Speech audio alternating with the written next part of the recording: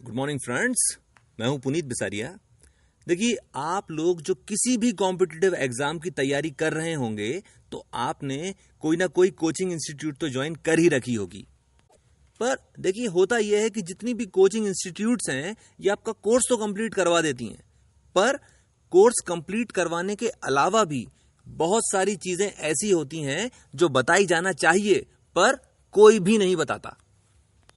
मैं आपको 5 चीजें बताऊंगा और इन 5 चीजों को आप फॉलो कीजिए और यकीन मानिए कि आपकी जो प्रोडक्टिविटी है कम से कम 4 गुनी बढ़ जाएगी। ठीक है। सबसे पहली चीज, सुबह 4 बजे उठ जाइए और जितनी जल्दी हो सके उतनी जल्दी पढ़ाई करना शुरू कर दीजिए। अब कुछ लोग कहते हैं कि मैं तो रात का प्राणी हूं, मैं तो रात में ही पढ़ाई कर पाता हूं। तो इस चीज को समझ लीजिए कि देखिए, दिन भर में आप 50 तरह की एक्टिविटीज करते हैं, 50 तरह के लोगों से मिलते हैं, तो रात होते होते आपका दिमाग इतना ज्यादा थक जाता है कि आपके दिमाग की जो एफिशिएंसी है वो 50-60% ही बचती है और कॉम्पिटिटिव एग्जाम को निकालने के लिए उतनी एफिशिएंसी पे पढ़ाई करने से कुछ भी नहीं होगा। अब सुबह 4 बजे उठने का एक तरीका है, भाई आप रात में कितने बजे भी सो, सुबह 4 बजे जैसे ही अलार्म बजे आप उठ के बैठ जाओ। शुरुआत में परेशानी होगी, पर 5-6 दिन के अंदर आपको अपने आप ही रात में जल्दी ही नींद आने लग जाएगी। 10 बजे तक आपको नींद आने लग जाएगी। सो जाइए और सुबह आप आराम से 4 बजे उठ जाएंगे। एपीजे कलाम साहब जो थे वो अपनी पूरी जिंदगी सुबह 4 बजे उठते थे। बचपन में जब वो 8 साल के थे तो सुबह 4 बजे इसलिए उठते थे क्योंकि उन्हें पेपर बांटने जाना होता था, और जब वो राष्ट्रपति भी बन गए तब भी वो सुबह 4 बजे ही उठते थे।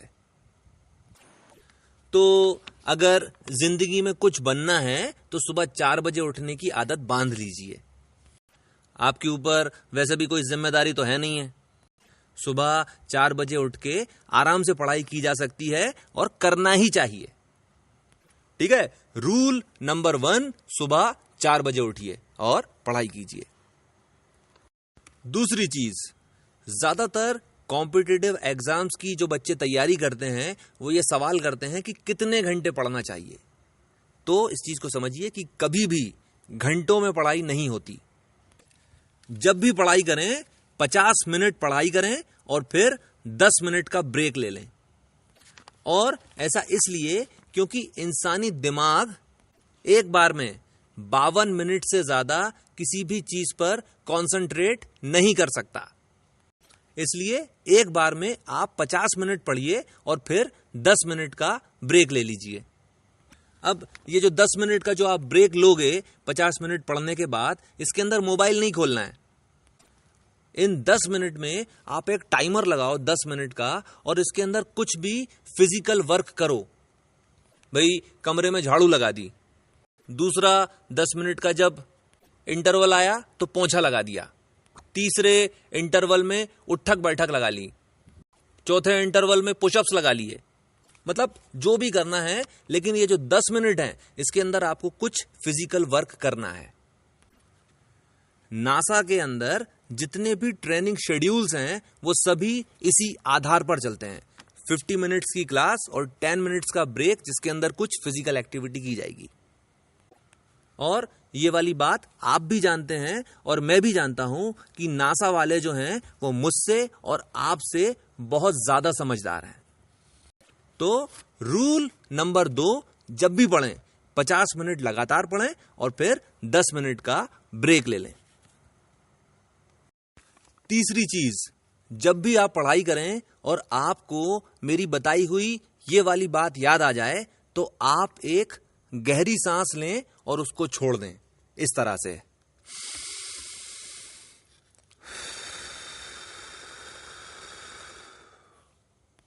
आपका दिमाग एकदम से रिचार्ज हो जाएगा। अब इस चीज को जरा सा समझ लीजिए। देखिए, हमारा जो दिमाग होता है वो 2 चीजों पर खेलता है। पहली चीज है ऑक्सीजन और दूसरी चीज है फ्रक्टोज। फ्रक्टोज एक प्रकार की शुगर होती है ग्लूकोज फलों में मिलती है, फलों के रस में और गुड़ में और शहद में मिलती है। दिमाग को जो शक्ति मिलती है वो फ्रक्टोज से मिलती है और एक्टिविटी जो होती है उसकी वो ऑक्सीजन से चलती है।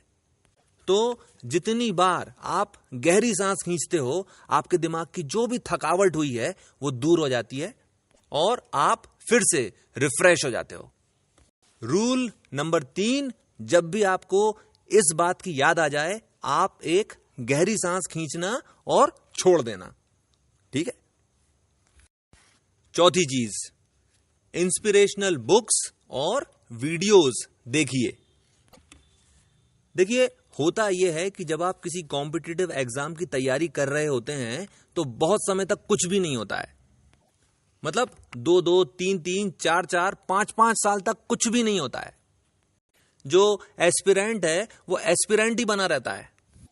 लोग उसको बेकार, बेरोजगार कहते हैं। फिर उस बंदे की मेहनत जो है वो सार्थक होती है और वो बंदा जो कल तक बेकार, बेरोजगार था, आज IAS ऑफिसर बन जाता है या बैंक PO बन जाता है। यानी जब तक तेरा रिजल्ट नहीं आया था तब तक तू बेकार, बेरोजगार है। 2 मिनट बाद जैसे ही रिजल्ट अनाउंस हुआ, तू IAS ऑफिसर हो गया। पर ये जो 2, 3, 4, 5 साल जो हैं, इसके अंदर जब कुछ भी नहीं हो रहा होता है तो अच्छों की हिम्मत टूट जाती है। हिम्मत बंधी रहे, इसके लिए इंस्पिरेशनल किताबें और वीडियोस देखना ही देखना चाहिए। और ये जो रूल है ये सबसे ज्यादा इंपॉर्टेंट है। ठीक है। 5वीं और आखिरी चीज, रोज 2-3 आंवलों का मुरब्बा खाइए। आंवले का जो असली मुरब्बा जो होता है वो शहद में बनता है। मम्मी से बोलिए, मम्मी बना के दे देंगी। अब जरा सी इसकी वजह समझ लीजिए। देखिए, जो लोग कॉम्पिटिटिव एग्जाम्स की तैयारी कर रहे होते हैं वो 7-7, 8-8 या 9-9 घंटे की सिटिंग दे रहे होते हैं, जिसकी वजह से जो सबसे पहला नुकसान जो होता है वो ये होता है कि उनका पेट खराब हो जाता है।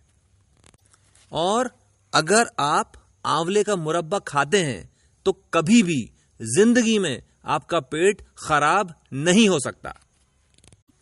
दूसरी चीज, आंवले के अंदर विटामिन सी अत्यधिक मात्रा में होता है जो हर तरह की शारीरिक और मानसिक थकावट को दूर कर देता है।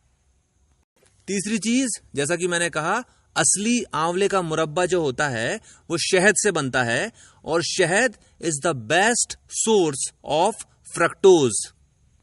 दिमाग आपका फ्रक्टोज पर ही चलता है। यानी शहद जो है वो आपके दिमाग को न्यूक्लियर रिएक्टर बना देता है। चौथा और सबसे आखिरी फायदा, आंवले के मुरब्बे में अत्यधिक मात्रा में एंटीऑक्सीडेंट्स होते हैं, जिससे आपका कंसंट्रेशन जो है वो एकदम अर्जुन जैसा हो जाता है। यानी जब आप पढ़ोगे तो आपका ध्यान बिल्कुल भी नहीं भटकेगा।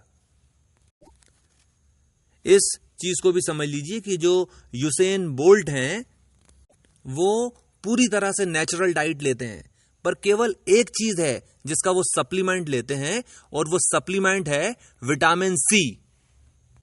और क्योंकि विटामिन सी का बेस्ट रिसोर्स आंवला होता है, इसलिए आपको रोज 2-3 आंवलों का मुरब्बा खाना ही खाना चाहिए।